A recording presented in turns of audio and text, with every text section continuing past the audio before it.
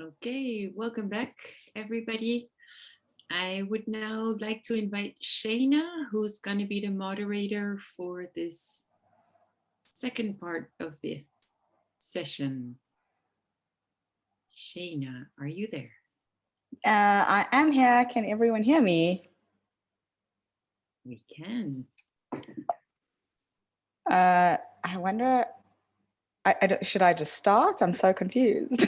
Should I start while? Yeah, I think we should wait for, let's see, Heloisa is here and Caio, Rosa. I know Isaac is running late, so let's see.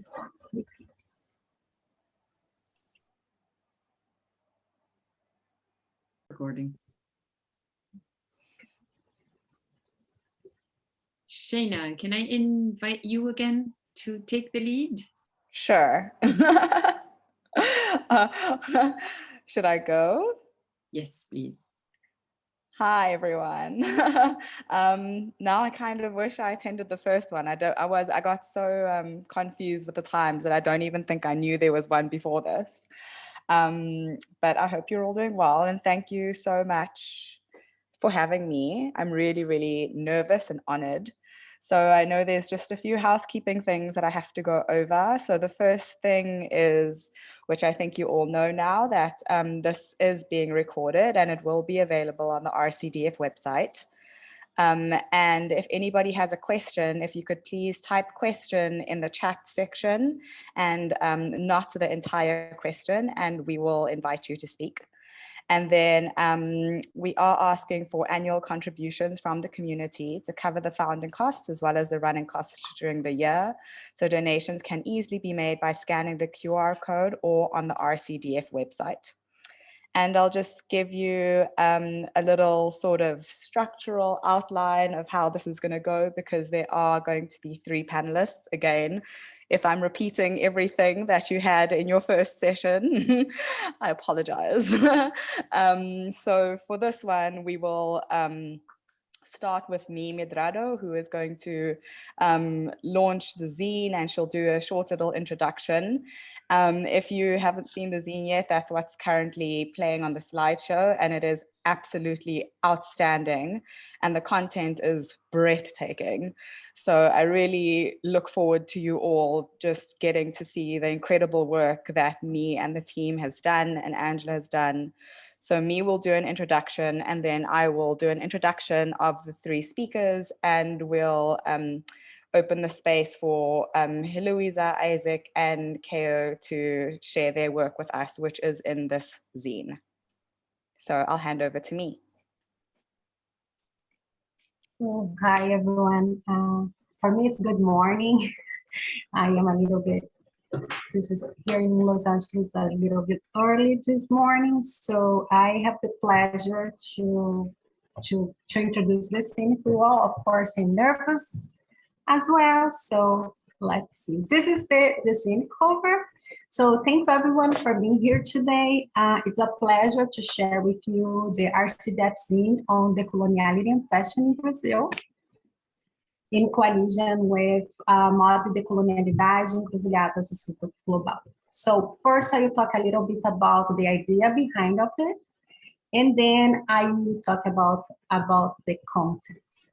So the first idea came from the Sandra Niessen's encouragement to create a newsletter about Brazil, as Angela already shared with us today. And what we can see is such nourishment became the first zine that today I have the honor to present to you. The zine is in Portuguese and English.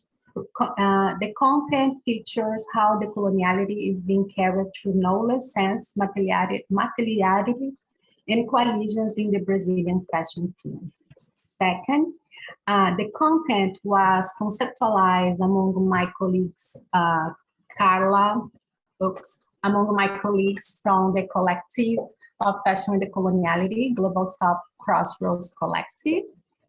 And we came with the provocation from the proverb, until the African proverb, until the lions have their own historians, tales of the hunt shall always glorify the hunter.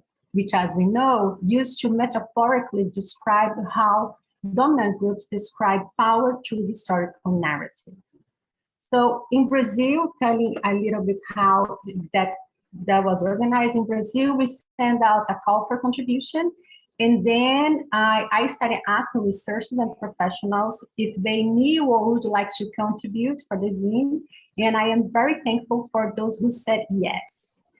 So I think, and now I'm gonna show, oh, I didn't put the summary, I'm sorry. Okay. So actually, also it's important to mention that the RCDF zine on decoloniality and fashion in Brazil does not cover all the dialogue, social, cultural, and political actors involved in the fashion field crossroads. The plurality of voices facing colonialism is much broader than we were able to get in a single publication. So the zine is already on the RCDF website. In a few minutes, I may share the link here, and if somebody can share, that's going to be helpful as well. But I would also like to thank, and I hope you're gonna enjoy reading the foreword from Professor Jonathan Square, and I would like also to thank the graphic design created by Gabriela Lopez. She's here as well. This is our second time working together in a graphic project, which I am really thankful. The cover was created by Douglas Santos. Oh, where is the cover? Oh, the cover is not sure. And then I would like to, the translation was made by Laura Werner and Leticia Vieira on the Brazilian side, and later proofreaded by Erica De Grief, which I am really thankful. And thank you for Angela for supporting the zine projects. As you see, the project, the zine is organized through 5 axes: the knowledge production, then the production of the sense, knowledge circulation, and coalitions. Here. So we also have, on these thematic sections, we see that we have more than 45 fashion researchers crossing fashion in one way or another in different perspectives from people on the ground. What we are sharing is a contribution for special social and political thought to overcome the Latin American erasures that Brazil have been under, hopefully. I hope this publication will strengthen the engagement of political perspective in the fashion field from theories, methodologies, and practices. It's also actually, as we are all here today, I believe also it's time to celebrate RCDF as a not-profit foundation in the Netherlands. And thanks to the scholars and professionals who supported the RCDF all these past years, making today possible. Actually, it's really important to point out that RCDF is having a fundraising, and if you'd like to contribute, go to the RCDF website as well. So last but not least, I hope that the coloniality in fashion from Brazil touches our gaze, and together we keep spreading the decolonial concept in the fashion field worldwide. Thank you.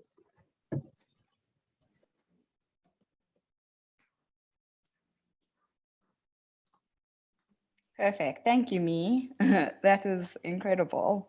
So Mi has asked me to give a little bit of an introduction in relation to the zine and people that we're going to be speaking, the people that we're going to be speaking to today. So I wanted to actually quote from the foreword that Jonathan Square wrote, which Mi touched on, and something also that Mi said in the zine as her letter from the editor. So Jonathan Square says, I am aware of the importance of centering Brazil as a locus of studying the relationship between race, slavery, and fashion. Scholars have traditionally neglected Brazil as a center of fashion studies. As you will learn from the following texts, fashion is an important lens through which to explore racial formations in Brazil and beyond.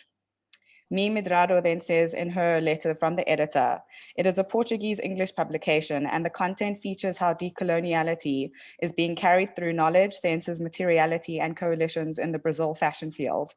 And this publication is also time to celebrate RCDF as a not-for-profit foundation registered in the Netherlands. So as I read through the zine, Me shared it with me.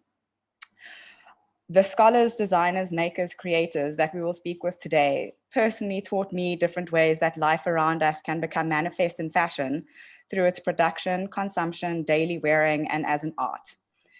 I find that we often think about fashion and activism as industries and as fashion shows and as these big protests that we see in the media as spectacles and as events. But what really touched me about Heloisa, Helena dos Santos Oliveira, Isaac Silva, and Caio Rosa is the everydayness that they bring into raising consciousness with their work. This zine finally focuses on Brazil. These professionals have been able to tie together and contextualize Brazil in an African history, which is where I'm from, which surprised and even really moved me. It is with a very stilling honor that I may introduce and open the space to hear from Heloisa, Isaac, and Caio. And I also want to just take a second to really just thank and congratulate Me for her outstanding service to decoloniality very, very broadly, and in the RCDF, as she led in bringing together the people and putting together this zine and coordinating this annual general meeting. Knowing Me, I don't think she takes all the credits, just in the times that I've been able to interact with her and engage her. I know she's not the kind of person or personality who does that, but she really did lead everything that we're a part of today. And I just think that it's really phenomenal work. And thank you so much for having me, and helping you do this. It's a it's a big honor. So to introduce some of the people that you'll be hearing from today, I'll introduce Me, Heloisa, Isaac, and Caio, and I'll allow Me to introduce myself so that I don't feel uncomfortable. Me Medrado is an anthropologist based in Los Angeles, and her work examines contemporary production and circulation of media in the fashion industry of the global South.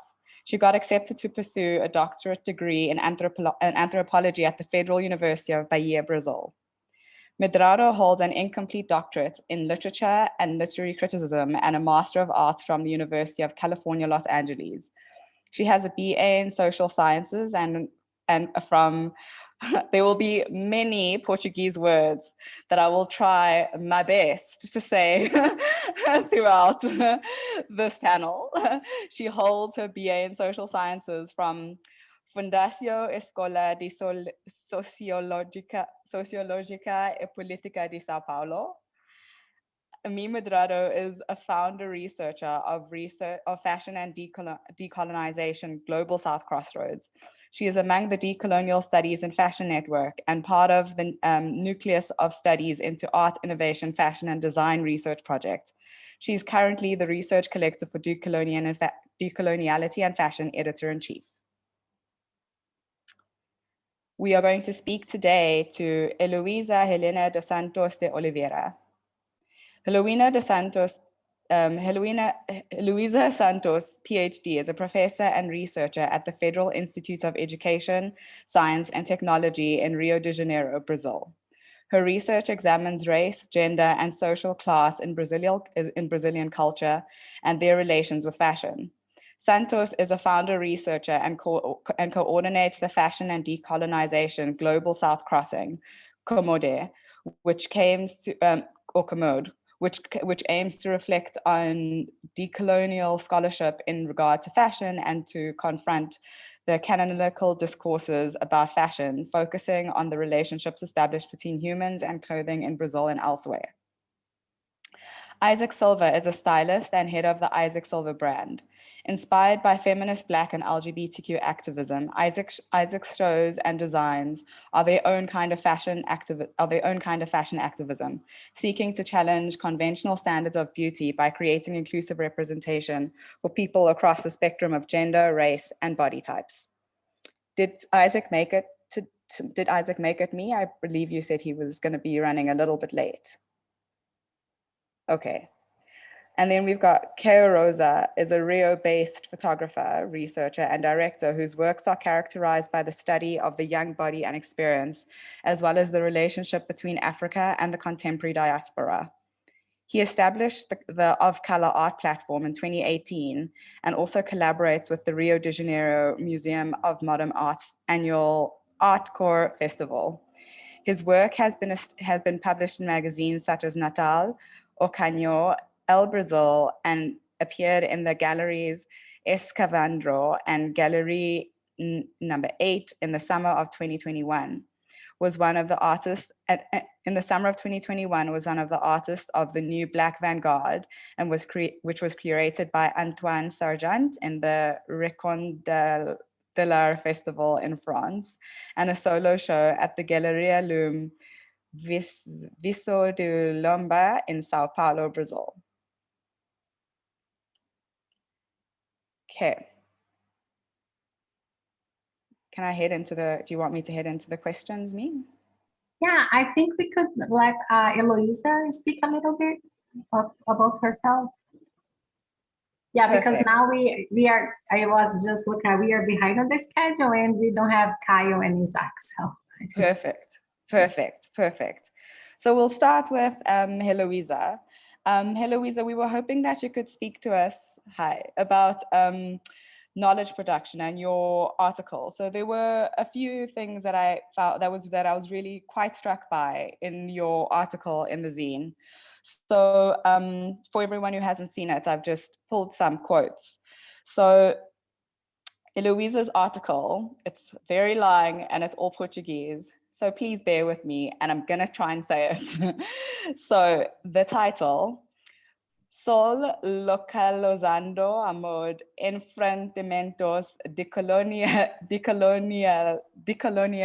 a partir do Brasil. South situating fashion, decolonial confrontations from Brazil.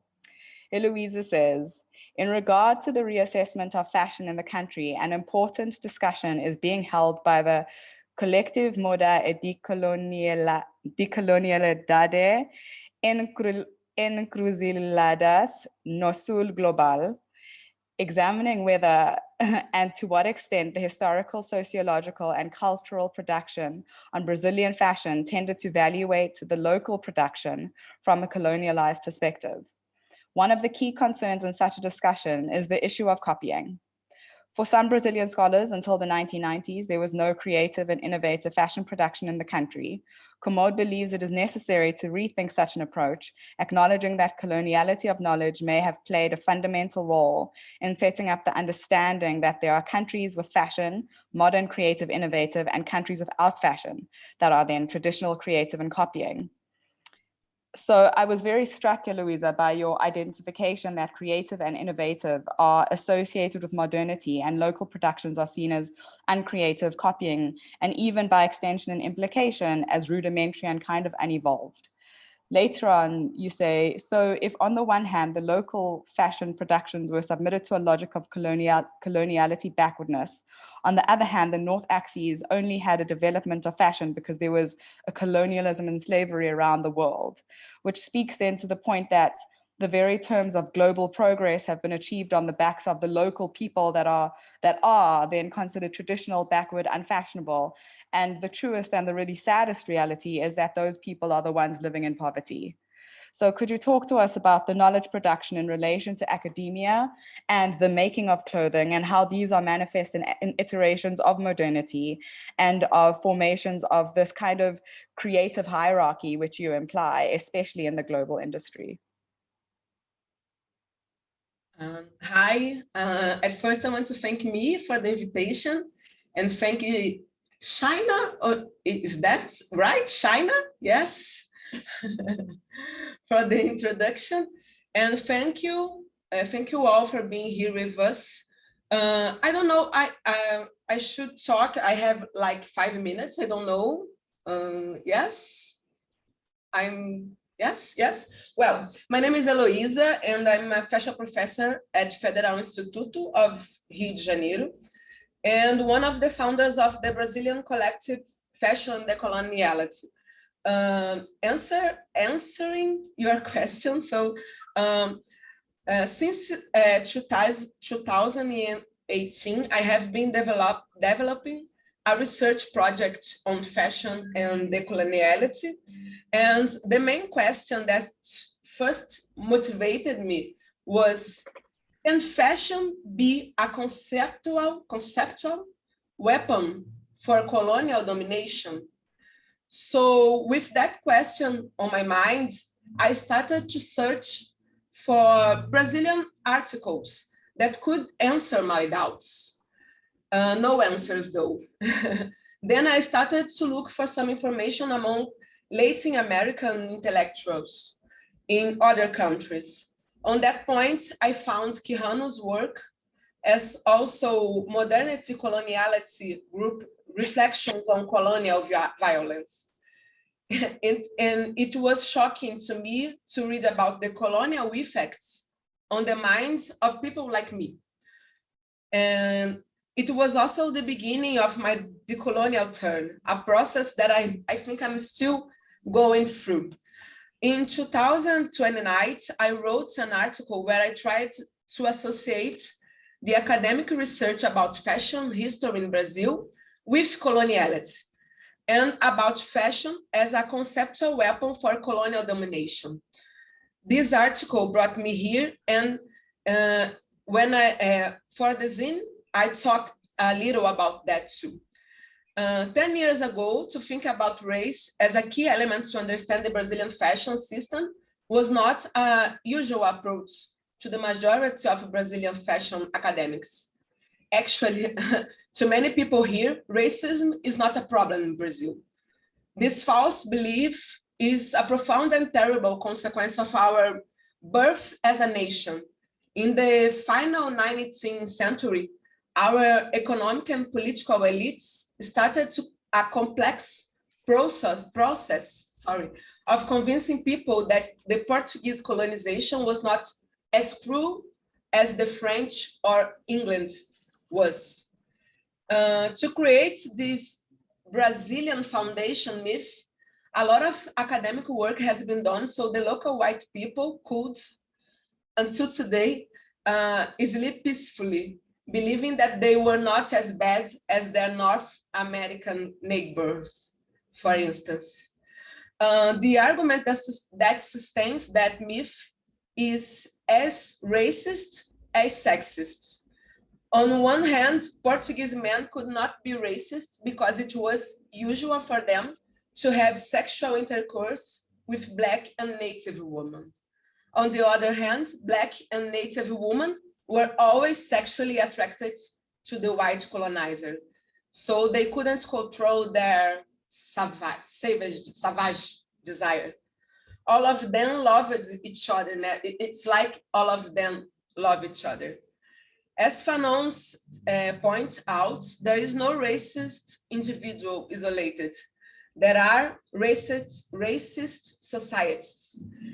To us from the collective, it is clear that we only can think about fashion if race is a key concept. Besides that, we believe that it is impossible to understand the fashion world and its global dynamics if we do not understand the historical colonial dynamics that supports fashion beliefs about creation and innovation until today. We think about race as a key concept because only when we understand the relations between racism and capitalism, we can see why there is a North and a South, as we know. As a consequence, we can understand why some people only see societies with fashion in the North. That's also why, for a long time, our intellectuals believed that our elites didn't create anything. They believed the myth that only the North societies could create. The association between that blindness, this I call it some kind of blindness, with racism, made them also believe that it was not important to look at the work of Black people with clothes in Brazil, which includes, to me, creative work. The collective also thinks about the fashion world and its global dynamics as key concepts, because only when we look for the history of fashion with those eyes, we can see why many people believe that the Global South is not creative. To us, it is central to look at the innovative characteristics of the North fashion as a direct result of the colonization of the South. To us, it would not exist this innovative fashion that the North is so proud about if there wasn't coloniality. Without the colonies, in a word, many of the materials that were central to all fashion revolution would not be available for the colonizers. The materials and I think a lot of creative ideas, it is important to say. Considering these subordinate relationships, sometimes I really ask myself if it makes sense to talk about fashion at all. Fashion, to me, is not only a colonial weapon that made people of the South believe they are not creative, like something like they have stopped in time. It is also a colonial structure that contributes to North people's beliefs that they have something that makes them different or even special. To me, when I think about the history of Brazilian fashion, I also think about those subordinate relationships. But when I think about Brazilian fashion today, I also think about how local designers are fighting against these irrational beliefs that affirm they are not enough creative, or that they need some approval to do their jobs, that it is necessary a kind of certification of competence, in a word, and also the total lack of support, especially for Black designers. In the academic area, Brazilian researchers are rewriting their history as we reflect on our mode of production from a perspective that considers those historical subordinations and the impacts of this kind of coloniality in our practices. We think we can contribute to changing the way our producers and students think about themselves. I want to say that Brazilian fashion is rebuilding itself after, how can I say, after sweeping the ruins left behind by the colonizer. But there are a lot of problems and they are not easy to deal with. So we are doing it in our time, in our way. I think that's it. And I think the article is about that. It's about how can we deal with all that coloniality has done to us. And I don't know, I think that's it. I prefer to hear you. That's it. Thank you.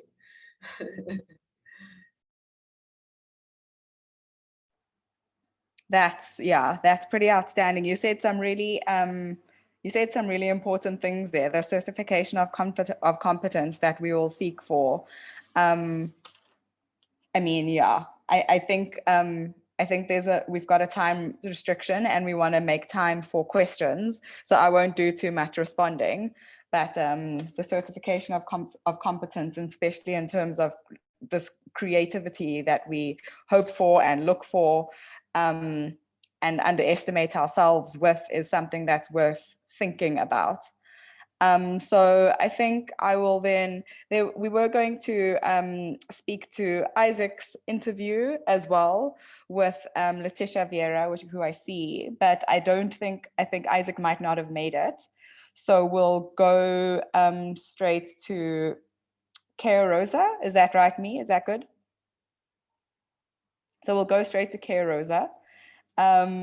Who is Caio Rosa. Caio, oh my gosh. Yeah, thank exactly. you. No worries. Thank you. So for you, and I guess your work, because it's image based, it was very interpretive from my end. So my question comes from a more personal observation and interpretation of your work. So, I mean, starting, your work is very distinctive and unique. And when I look at it, I do see themes of being masked and unmasked. And even with the masks on, a lot of your images have masks on. There's still a very clear, provocative message, aside from the slogans on the t-shirts, but the slogans on the t-shirts do reiterate the message that Europe is not my center. But the masks allow the bodies, because they're so masked, they allow the bodies in a way because it's different masks. Some of them are very elaborate with fur on, some of them are just mesh masks.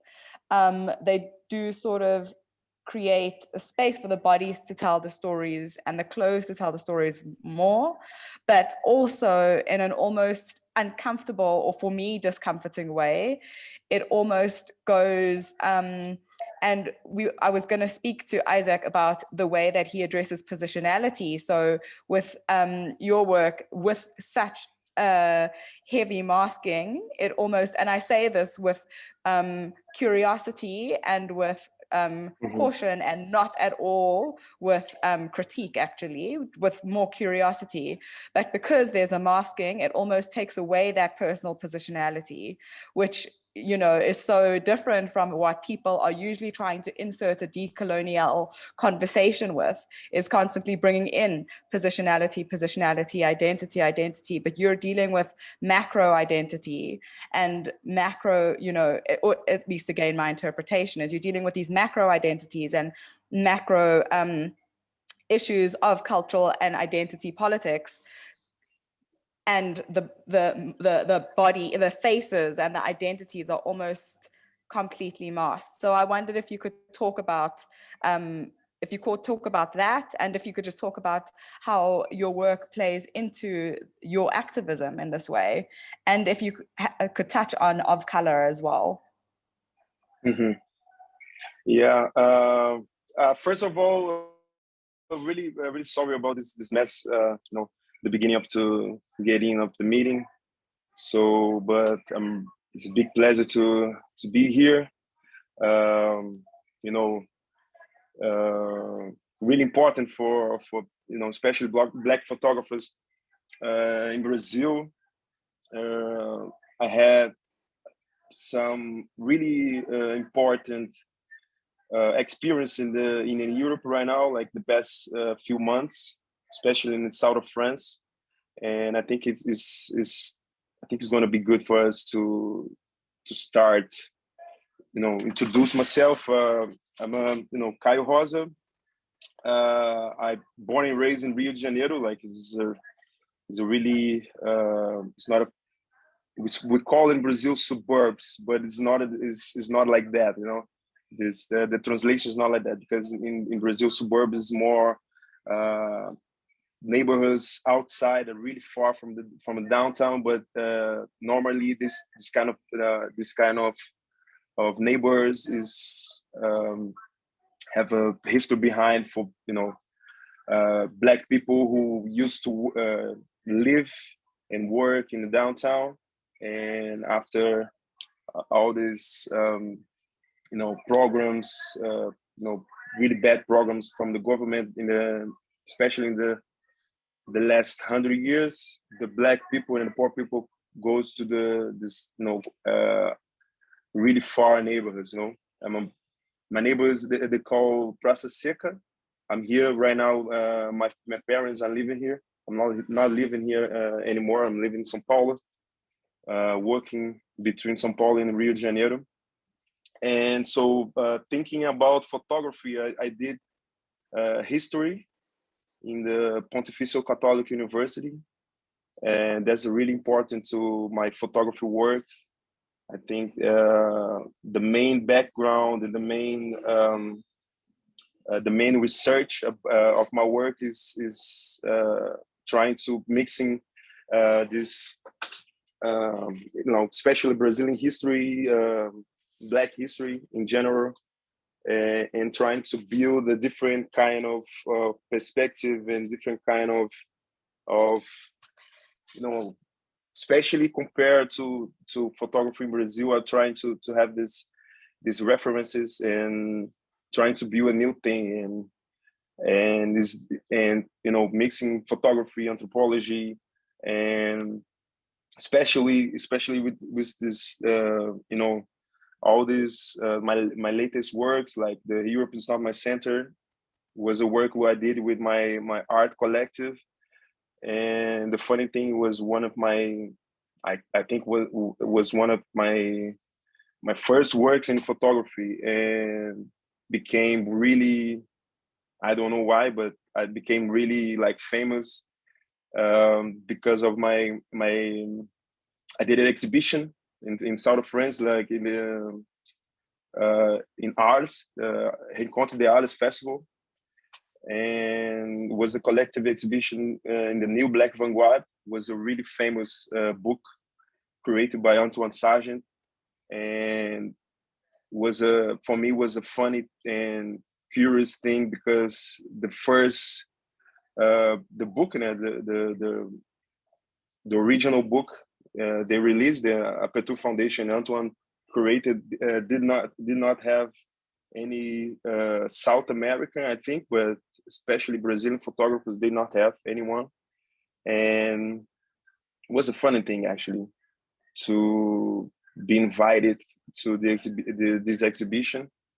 And my experience there, you know, in this travel was really, I think for me, was really deep to understand how North and how Black images, and especially you know, photography and fashion photography, especially I'm building in the global perspective, you know, especially because you know, all the main Black photographers are in the New Black Vanguard, like the famous ones, like Tyler, like Joshua Hoods, all those guys was there. I had was really, like, for me was a big pleasure, but I actually was, for me was how can I say, like, was a mind blowing. Actually, was a little bit hard, but was important too, to understand how especially in Brazil and in South America, especially in the South Global, how and we was feeding, we are feeding so much with this kind of aesthetics, and especially Black photographers, or like fashion in Brazil right now. I'm seeing so much, like, the brands are trying to do almost the same, like the big fashion brands and the big aesthetics, like trying to put more Black people in the campaigns, all the stuff. But we are, especially in Brazil, it's like Rio de Janeiro, São Paulo, like my ground, and my that's my area. I can talk I can talk about my perspective. We are like the fashion industry and the photography industry are trying to do the same, like this main photographers, and these main brands, these main artists, you know, who has a lot of power and a lot of, you know, media behind it. And in the end, they are, you know, the Brazilian brands and Brazilian photographers are, you know, leaving behind all this all of our culture. So in this, you know, especially my latest works, I'm trying to build, and I'm trying to put it all my, you know, my research and all, not all, but, you know, my culture. You know, that's the main thing. Talking about the mask series is more about art. It's not about fashion, actually. Is art series is really going really deep to connect the mass culture, who are really, you know, here in Rio de Janeiro, in this suburb neighbors. It's a really famous culture during the carnival. The name is Bate-Bola culture, and I'm trying to build these bridges between this mass culture in these black neighbors and poor neighbors, favelas, and all those neighbors in the suburbs of Rio de Janeiro. It's a really famous culture here, and I'm trying to build these bridges with the Bakongo culture in the Central Africa, Angola, Congo, and that's the main thing. I think my main point is like to build the Brazilian, or my own photography, kind of aesthetics, So I don't know. I think it's better if you. I don't know if I answer all the questions, but you need to. Let's see. Yeah. Sorry, I mean, in my phone is a little bit hard to read the. But you can go asking like. Are you referring to my question or the questions in the chat? Your questions, yeah. Okay. I lost myself a little bit. No. You definitely found yourself. We also found you. Don't worry. I was just asking about the mask, about the which you did kind of you did answer with context, by contextualizing where sort of the mask references come from, which yeah, so you mentioned it comes from this mask culture that happens in the suburbs of Brazil. So that, I guess, draws on a very specific kind of historical narrative, because my question was about how the masking kind of does something else to this idea of positionality, because your work does also address gender politics and identity politics in that way. And a lot of the time in decolonial rhetoric, addressing this decolonial addressing identity politics can come from starting from a point of positionality, which I found interesting, that maybe masking could have a way of creating a barrier of this personal positionality that usually is prefaced. So I was just kind of interested in that, but without myself recognizing the mask culture that your work is actually addressing. Yeah, like that's the main point. Like one special occasion in the exhibition in South of France, the new Black Vanguard exhibition, we had this kind of dinner with all the curators, and I was the only South American guy. Had some African photographers, but the main exhibition was from photographers from Europe, Black photographers from Europe, and Black photographers from US. And I was like, that's the thing. Like I didn't prepare nothing for this meeting. I was thinking about to have more of a conversation. I think it's better for me, like, to share with you guys. So in this meeting, was like the main people in the meeting was Black people. That was really, really nice for me. Like I consider myself a guy who are trying to have this new experience outside of Brazil. Brazil has this it's not a problem, but it's like a disease here. Like we don't have good connection with South America because of our language, or because of our political background. Not have this connection with Argentina, Chile, Colombia. We don't have many connection with these countries in the South America, and we don't have any so much connection with African countries, European countries. We don't have. It's really hard to, especially for Black people, to travel to Europe, trying to have different backgrounds. So in this meeting, all the people are trying was talking about to build different Black aesthetics and trying to live bad stereotypes about Black people. And I was thinking about like the main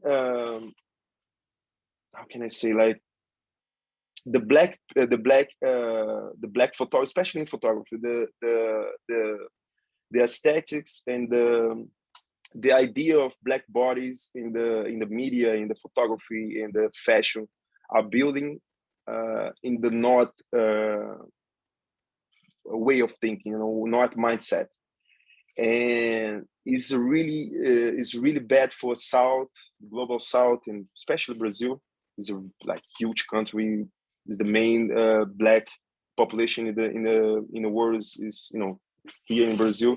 Is really bad to trying to do the same like a global North photographers, or especially like Black photographers from US and Europe. We're trying to we have to try to build our own aesthetics.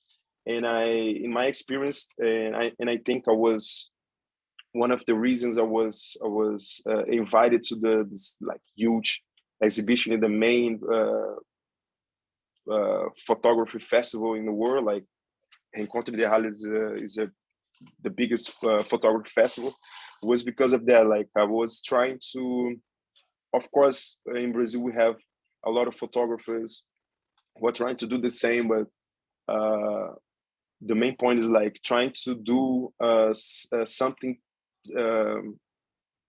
new, putting some real Brazilian culture inside of the photography, and trying to what I'm saying, like get deep in the Brazilian culture. So that's the thing, like because of my history background, my university, and my connection, my background of my family. My father is a music research, a topologist, and my mother, have worked in the social works, with the, people, poor people, or people who has feeding problems or something like that. I don't know how to explain the social works like that, but and I think that's the main thing, like trying to build something different, like trying to put the real Brazilian culture, real Brazilian Black culture in the top of the images, and this mass culture was the beginning was putting something was really common and really like really common, really important for my childhood, and in my photography, like this bate-bola culture is really close to my to my place there. And that's the thing, like trying to like, and the picture of the Europe is not my center t-shirt was kind of strategist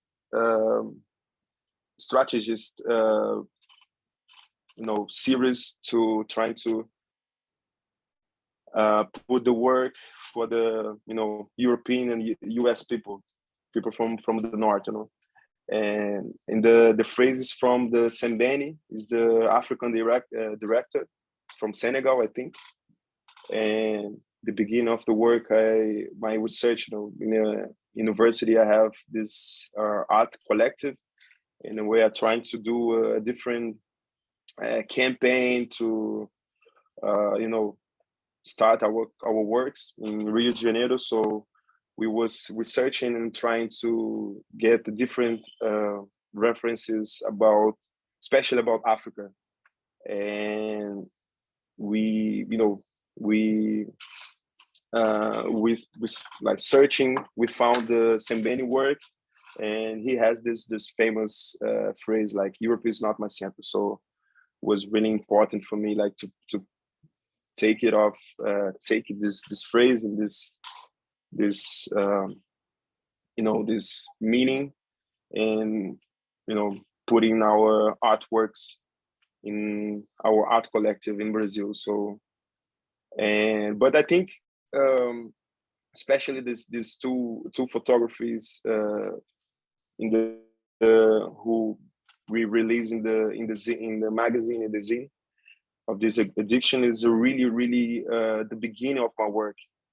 If you search now, my latest work is more, the research is more, how can I say, like, it's more mature, especially the mask series are really mature now. I did some exhibitions in Brazil, in São Paulo, in Rio, solo exhibition. So I think it's just the beginning, So I think that's the main point, like trying to build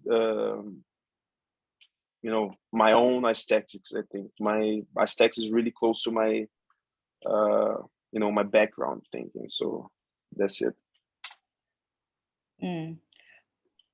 I think what I'm hearing from both you and Heloisa, and what I've gotten from Isaac's work is that, and which I'm not sure if a lot of people know, because I think one of the premises of the zine is that Brazil hasn't been discussed enough in fashion studies. And what I'm hearing from all of you, what I've learned from all of your work, is that there is even a tension and a little, or not a tension, but there's a certain, gap or missing piece of information about the real racial conflict that's going on in Brazil. And that there is this sort of, and I can say this being from South Africa as well, that there is this sort of a blanket type, it's like a stereotype of what South Africa or African things look like, or what comes out of Africa, and what comes out of African types of production and texts of all kinds. And people expect things to fit into one certain framework of aesthetic that really has been handed and projected onto us. And what I'm really appreciating about your work is that you are creating these very nuanced types of production. You are of knowledge production, as Heloisa has referred to it in her work.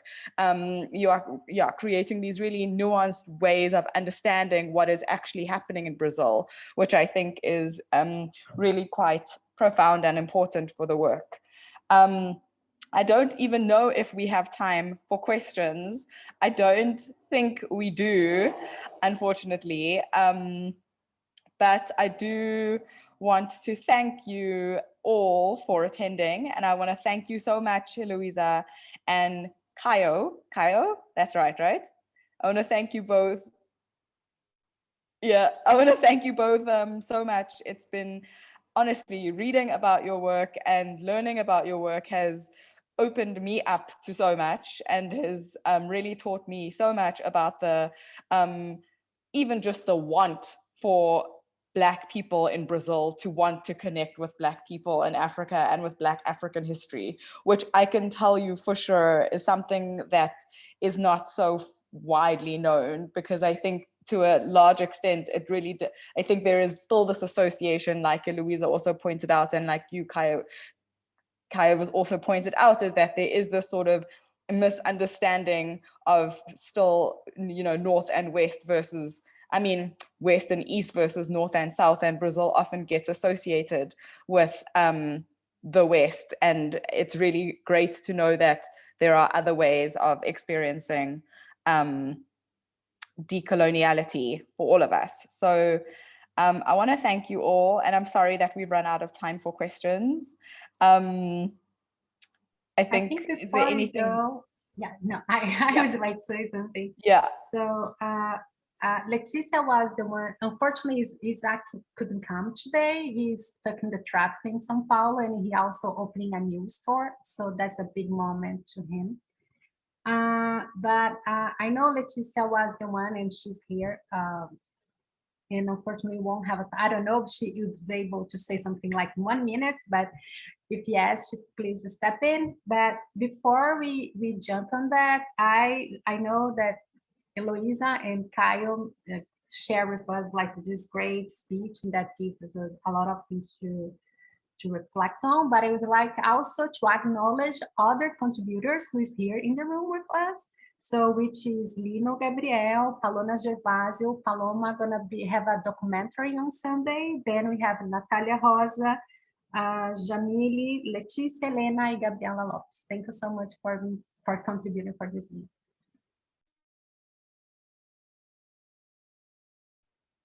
Okay, I think what I have for today, and I probably it's time to go. Do you want to wrap up, Shayna? No, I've said all I've needed to say.